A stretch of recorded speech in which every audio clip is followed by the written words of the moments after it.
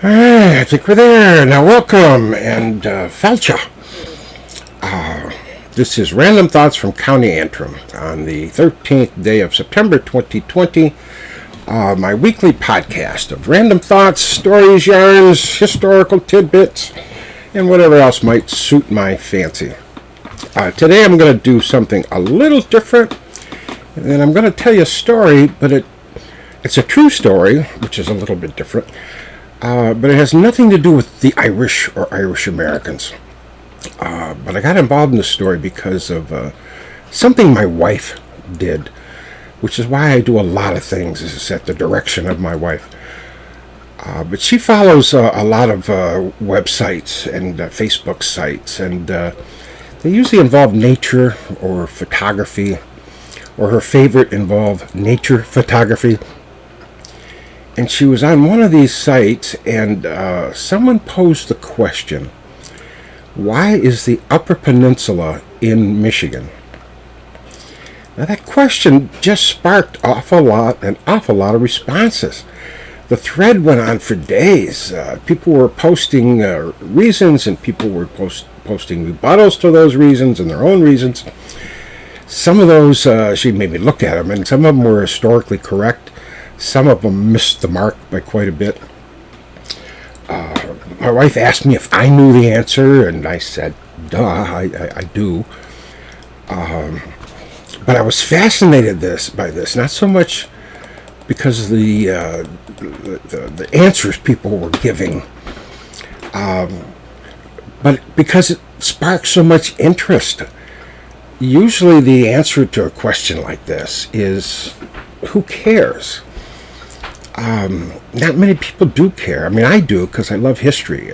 It fascinates me. It tells me why the things are the way they are, or why people are the way they are.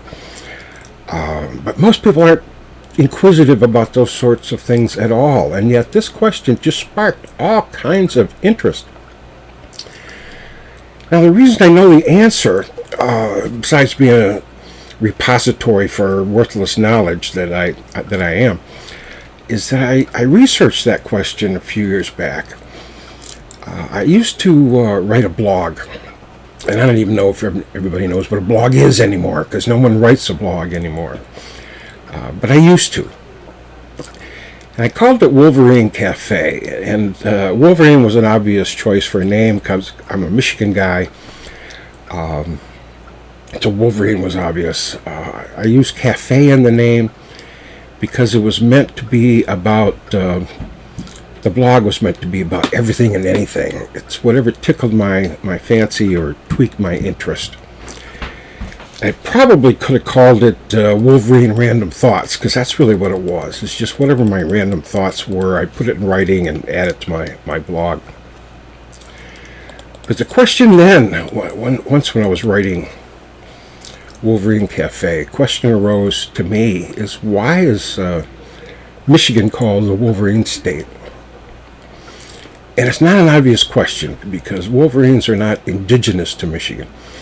They live far north of here. They are seen in Michigan and have been seen for centuries from time to time in Michigan. But those are Wolverines who just ventured farther south than their normal range. They were either adventurous Wolverines or they were lost, one or the other. But researching the question of how we got the name Wolverine State, it led me to, of all places, Toledo, Ohio.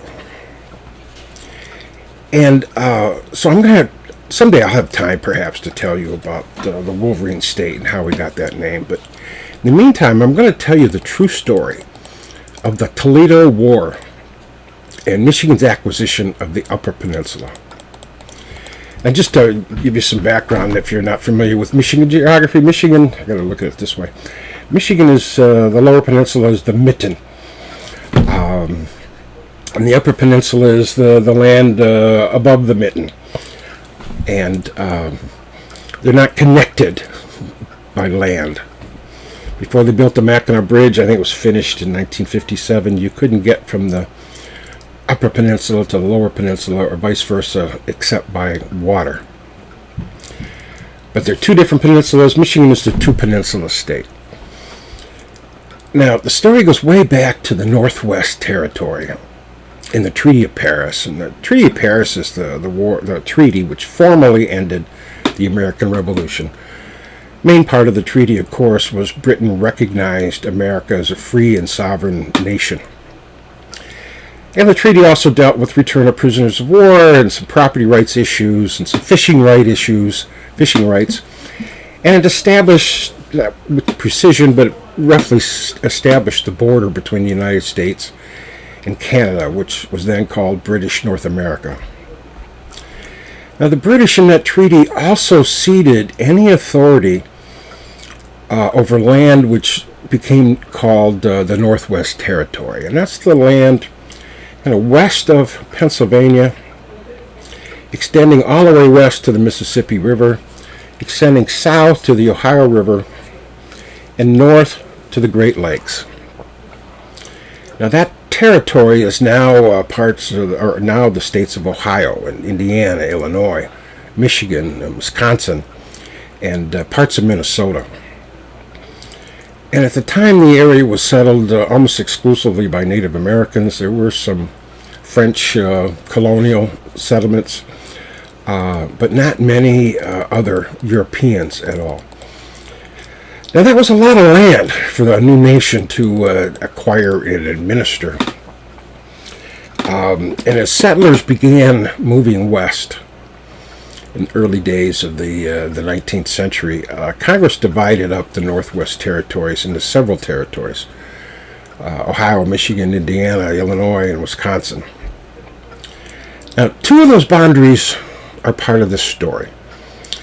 The Upper Peninsula, which is now part of Michigan, was part of the Wisconsin's territory. It wasn't part of Michigan at all.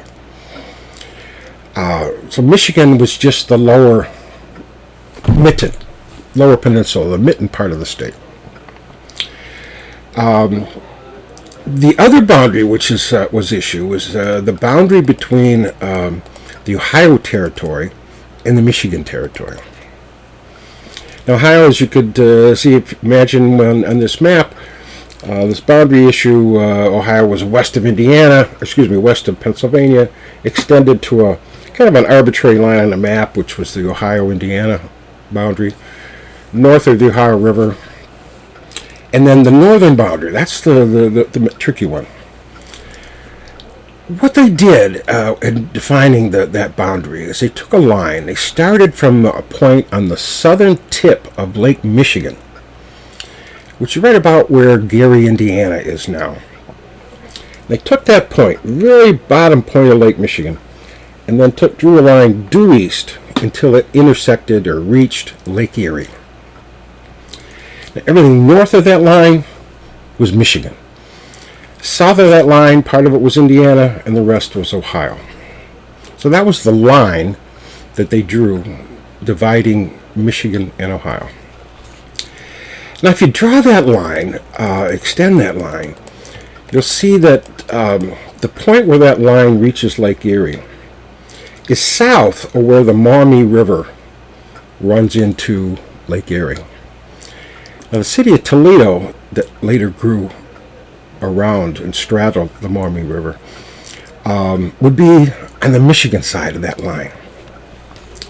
Now, if you asked anybody in the 19th century, early 19th century, whether the Maumee River was, mouth of the Maumee was north or south of that line, most people would say, well, it was on the Ohio side.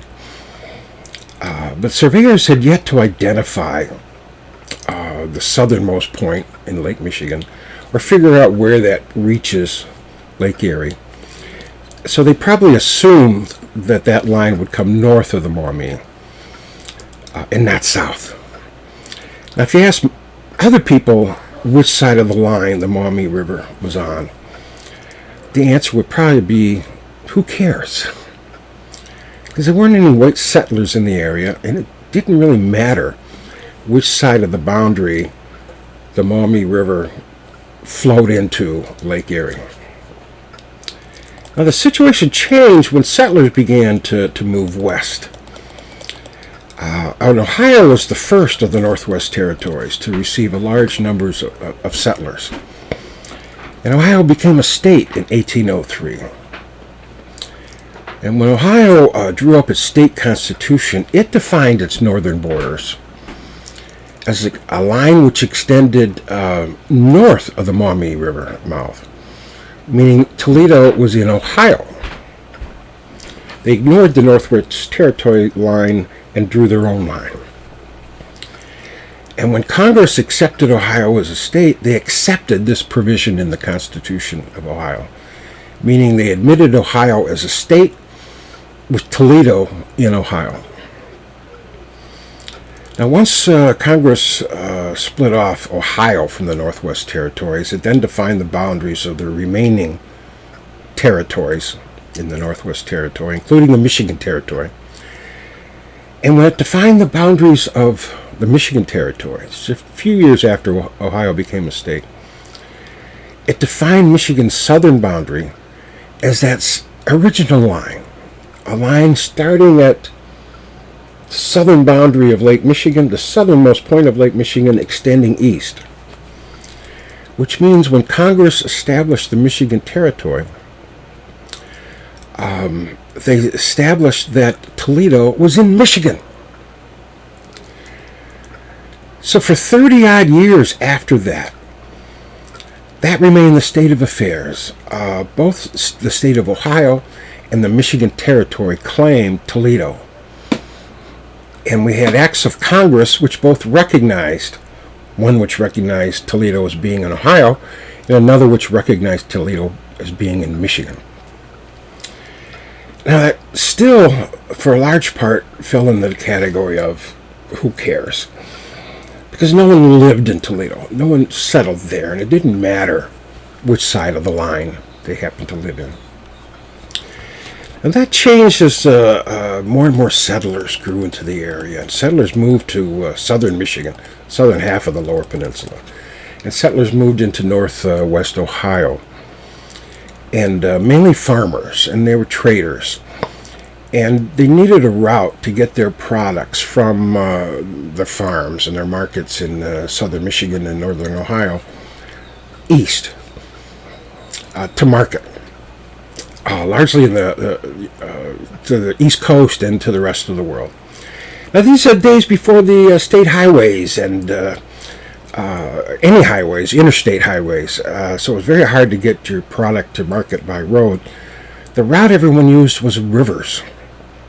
You take a river if you were in southern Michigan to somewhere to get it to the Great Lakes, and from the Great Lakes you'd get it to the Erie Canal, and then from the Erie Canal you could get it to New York City, and then from there anywhere in the world. So now all of a sudden the question of who owns Toledo became important, particularly because there was talk about building a railroad from Toledo to the Kalamazoo River in southern Michigan, and from the Kalamazoo River you get to Lake Michigan. Now you got this direct link from Lake Michigan to Toledo. So the governor of Ohio reaffirmed his claim, his state's claim to Toledo. He organized a county government to govern over that region. The Michigan territorial governor ordered the arrest of any Ohioan who just behaves like a government official in Toledo. Both Michigan and Ohio mobilized their militias. There were many fights. There were many acts of vandalism. And that's the Toledo War. And there was but one casualty. An officer of the Ohio militia was arrested by a Michigan deputy sheriff. And the son of this Ohio militia officer tried to rescue his father, and he fought with the deputy sheriff. And the Michigan deputy was wounded by a penknife. And after that, the son fled deep into Ohio. And that was the only casualty of the Toledo War. So how did it resolve itself? Well, a little politics and some economics. Andrew Jackson was president at the time, and he was running for re-election in 1832. So the issue for Andrew Jackson was easy. And that's because Ohio was a state, and Ohio had electoral votes. Michigan was a territory, and Michigan did not have any electoral votes. So Toledo was in Ohio, and that's that, according to Andrew Jackson. Andrew Jackson's political rival at the time was John Quincy Adams, and let me quote what he said about that. He said, "Never in the course of my life have I known a controversy of which all of the right was so clearly on one side, and all of the power so overwhelmingly on the other." That's John Quincy Adams. But in Jackson's mind, it was done. Ohio gets Toledo. Now, Andrew Jackson's attorney general was a little more concerned. He warned Jackson that Michigan had a good legal argument for inclusion of Toledo within Michigan, and that if Michigan took it to court, there's a good possibility that Michigan could win. So Jackson figured he had to sweeten the pot a bit for Michigan to get Michigan to drop all claims. And he told Michigan they had to give up their claim to Toledo, but he would take the Upper Peninsula away from the Wisconsin Territory and give it to Michigan. Even up trade. Toledo for the Upper Peninsula. Now let you think about whether that would be a good trade today, whether it would have been a good trade in 1828. But the Michigan legislature said no. The trade didn't make any sense at all to them at the time. So Jackson figured he had to sweeten the pot, which is what he did. Now, Michigan had already applied for statehood, and the issue was winding its way through Congress. And Andrew Jackson agreed to speed up the process.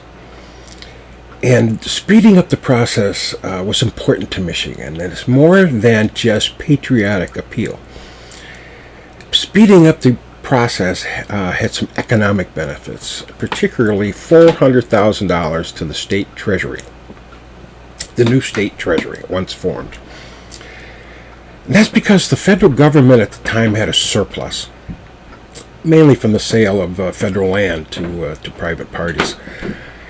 And the federal government's plan was to redistribute a good chunk of that surplus to the states on a pro rata basis.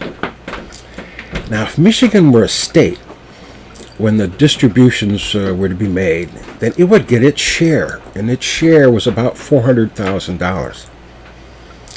If Michigan were still a territory at the time, Michigan would get nothing. So what do? Michigan accepted the deal. Michigan waived its claim to Toledo. The southern border of Michigan was moved up significantly. Michigan's boundaries for statehood excluded Toledo, but included the Upper Peninsula. And Michigan was admitted as a state just in time to get its share of the surplus. So that's the story of the Toledo War, and answers the question, why is the Upper Peninsula part of Michigan? So let me get you just a couple of follow-ups from my prior podcast. I ended, I think, last week with just a offhand comment about TikTok. And I confess, I didn't know what TikTok was. And I got an email since then from a friend and a viewer, the podcast viewer from Colorado. So I guess Colorado has the internet now. This podcast reaches Colorado. And the viewer told me that TikTok is an app where the creators from wherever, anywhere in the world, can do 15 to 60 second videos, and they can be about anything. Political beliefs, art, projects, dances, or anything at all. But they have to be short, 15 to 60 seconds. So that's TikTok, for those of you who don't know. And frankly, it's just too short for most of my stories, so I don't think you will see Clandano on TikTok. And I wanted to follow up on one more comment I made on a prior podcast. I mentioned that I was kind of a rebellious youth. I saw things my own unique way. I was a free spirit before my time, and that often got me into trouble. And thinking about that kind of reminded me of a time when,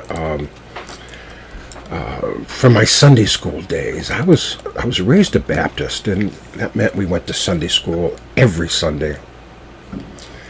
And one Sunday morning, our Sunday school teacher was talking to us about how you get to heaven.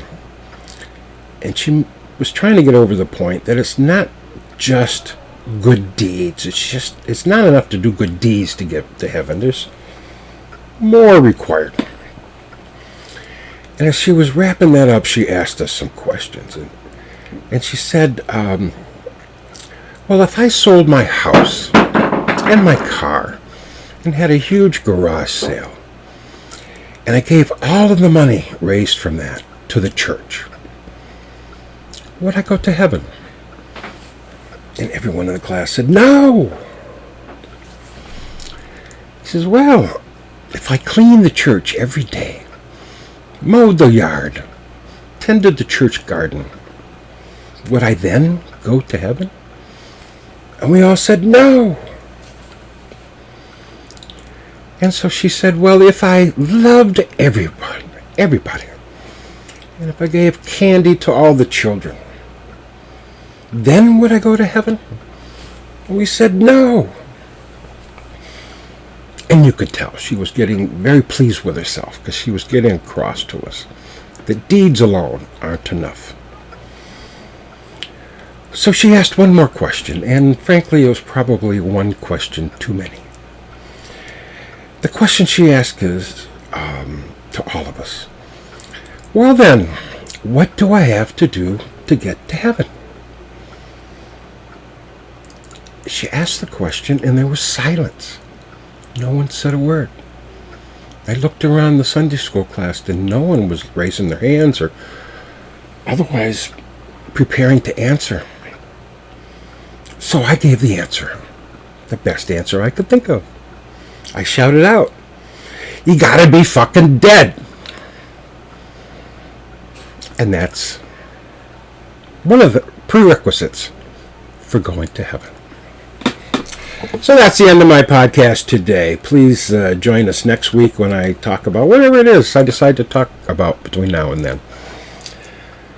But take a look in the meantime at my website, clandonald.net.